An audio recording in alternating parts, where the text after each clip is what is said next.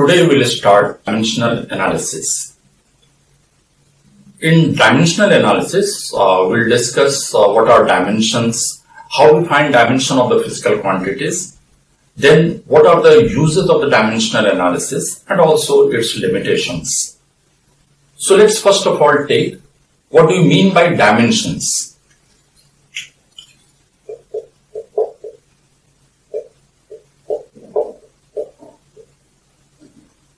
Dimensions are the powers to which base units must be raised to represent a given physical quantity. So suppose we want to find dimension of a physical quantity, say it is x.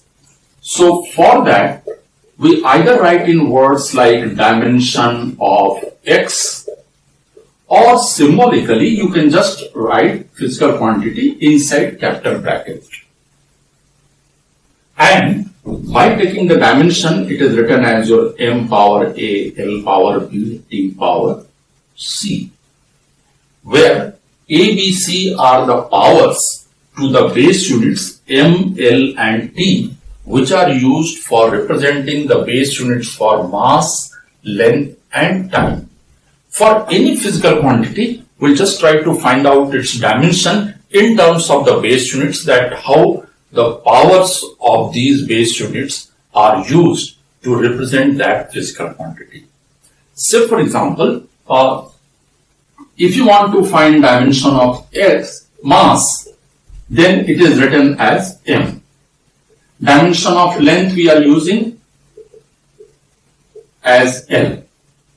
Dimension of time, it is being used as T. So these will be the base units. Of course, we'll have the electric current also as taken as the base units. Then temperature will be taken as the base units. So we'll be using that wherever it is required. Now let's see how we find dimension of a physical quantity. Now to find dimensional formula for any physical quantity, we can take help of this. So for finding dimensional formula for any physical quantity, we either use its definition. We'll start with the definition first. If the definition is not sufficient to give you dimension, then we go for formula for that physical quantity. If there is no direct formula for that physical quantity, then we'll use any formula in which that physical quantity appears. So we'll go for looking out for any formula in which that physical quantity appears. Or if all these fails, then we take help of the principle of dimensional homogeneity. Okay. So here we'll just take few examples so that it will be more clear there. Suppose we want to find dimension of velocity. So how do you define that velocity? Rate of change of displacement. So this is your rate of change of displacement. So it will be the dimension of this. So it is change in displacement by time taken. And the dimension of the change of the displacement can be taken as L. That of time taken is T. So dimension of velocity will be L T power minus 1. So here we have used its definition. Similarly, suppose we take acceleration. So again, acceleration definition is rate of change of velocity. So again, it will be taken as the change in velocity by time taken. So it is change in velocity by time taken. So this is change in velocity by time taken. So it is Lt power minus 1 for change in velocity. Velocity dimension we have taken Lt power minus 1 divided by time taken t. So this is a Lt power minus 2. So here we have used definition. Let's take now, we want to find dimension of force. So for force, if you consider dimension of force, how to define force? It is the external cause which changes or tries to change the state, shape, size or position of a body. Now suppose if I use this definition, we will not get an idea what should be its dimension, because it is just saying it is the cause which changes or tries to change shape, size or position there. So here the definition will not be able to give you dimension of the physical quantity. So we go for the next one. That is the formula for that physical quantity. And you know that formula for the force, it is given as F equals to ma, mass into acceleration. So dimension of mass and then dimension of acceleration will be taken. So this is your m, and that of acceleration is Lt power minus 2. So the dimension of force will be mLt power minus 2. Okay. Similarly, suppose I want to find dimension for energy. Say it is your kinetic energy. So for kinetic energy, the formula is half mv square. Half term, which is a numerical value there, it is dimensionless. Numbers are dimensionless. So it is basically dimension of mass and that of velocity square. So we can take it like this. So it is m, velocity dimension is Lt power minus 1. So it is the square of that. So it is your mL square t minus 2. This is the dimension of kinetic energy. And again, this we have obtained using formula for this physical quantity. Okay. Now let's suppose we want to find dimension of universal constant of gravitation. Suppose we want to find its dimension. Now you will find that there is no direct formula for capital G.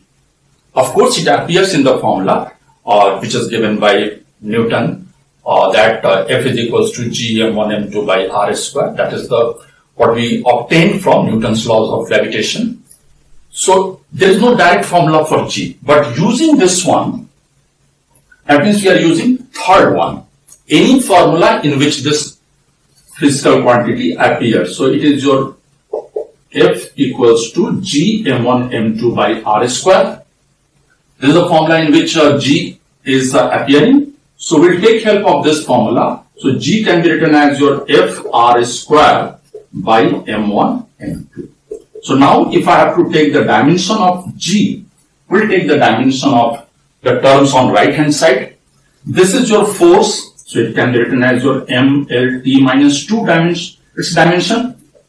R square, it is L power 2, and this is your m1 and m2. Dimension of each will be m. So this is your m square.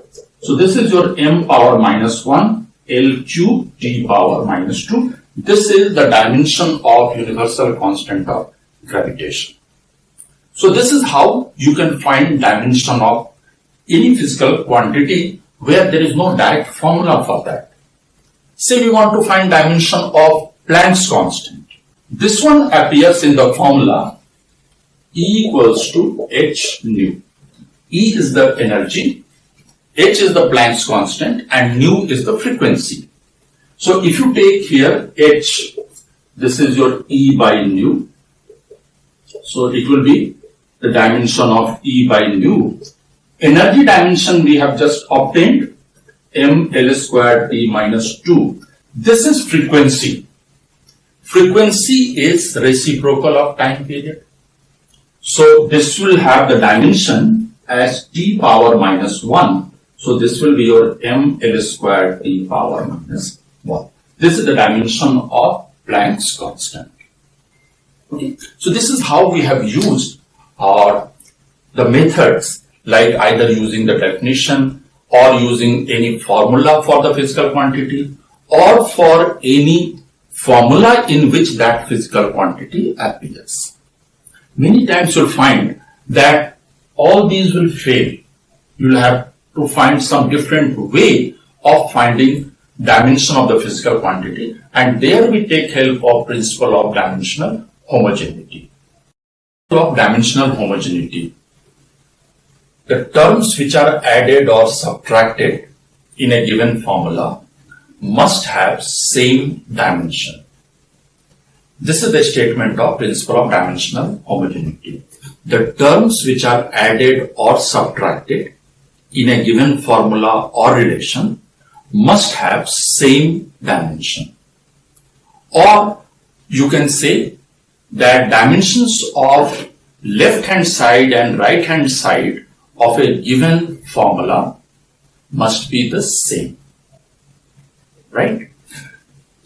Where we are applying.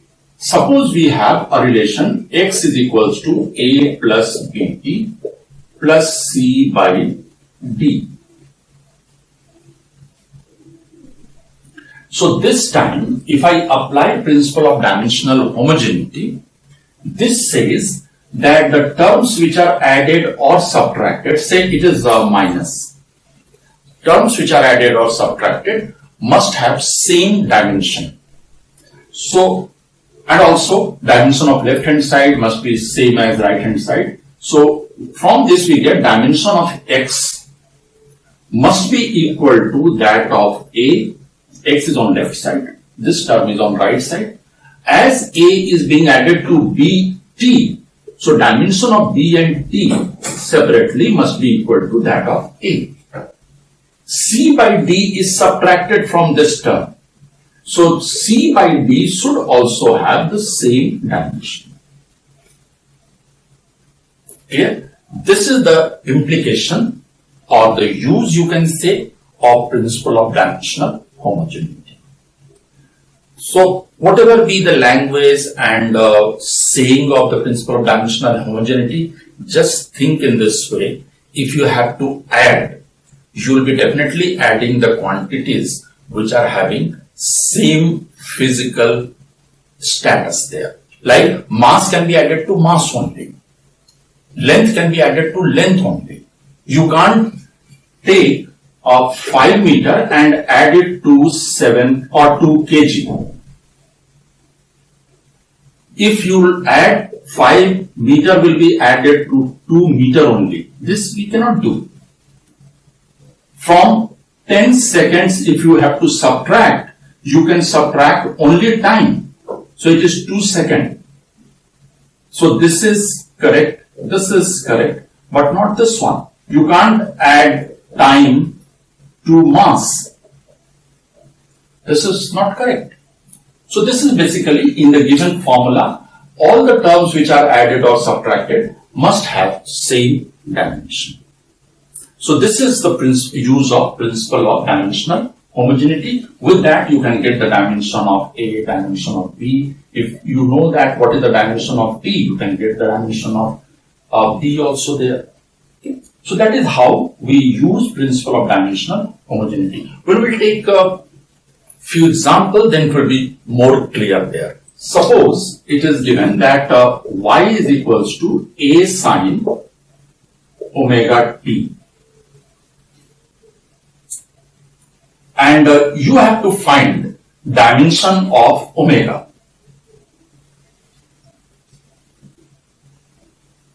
Okay. So here, and that also of A, you have to find y is in meter and t in second. So if you take the dimension of y, which is dimension of the term on left side, must be same as the dimension of the terms on right hand side. So it is dimension of A and dimension of sine omega t. Sine term or all trigonometrical functions, they are dimensionless. Like if you take sine theta, what is this? Perpendicular by hypotenuse. So both will have the length term there. If you take the ratio, obviously it will be dimensionless there. So this is your dimensionless. So if you take dimension of A, it will be same as dimension of Y, And if it is given that y is in meter, that means it is the length term. So dimension of A will be same as L. Now, sine theta is dimensionless. Obviously, this omega t term is coming in place of angle. So, it's obvious that this term will also be dimensionless because angle is also a dimensionless quantity. How do you get angle there in radian? Arc by radius.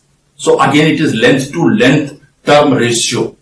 So it will be dimensionless. So this time again omega t is dimensionless. Dimensionless quantity we can represent m0, l0, t0, which is your basically 1. So that of omega, if you take, this will be 1 by t dimension and this is your t power minus 4.